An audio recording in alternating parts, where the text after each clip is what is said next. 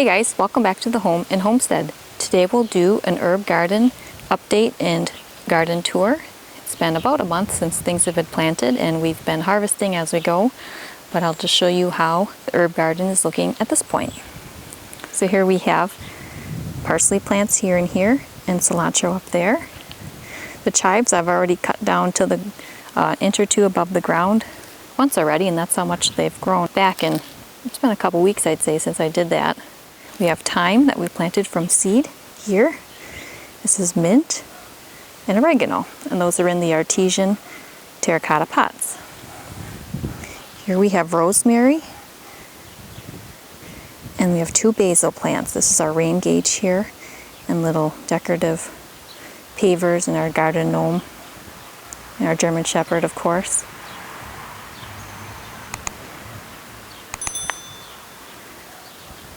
We ended up getting a really large dark green cage here that we cut down in half. So the larger one I put around the chives, and then the smaller part of the cage, we bought 2 of them. We put one here in the bottom of the smaller portion of the other one there for the rosemary, since we had it. But rosemaries are pretty stable and sturdy, and they tend to stay upright pretty well.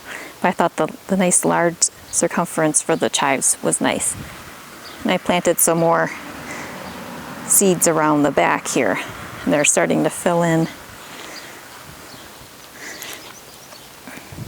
and grow a little bit there too. There's a video if you'd like to see what exactly we planted and what was seed and what was starter plant, or just to see how we chose what to plant and where, as well as some preventative things that we did this year to prevent rabbits and other critters from getting into our garden. I hope you enjoyed this quick tour of our herb garden. If you're new to the channel, please consider subscribing. If you enjoyed the video, please give it a thumbs up. See you next time. Take care.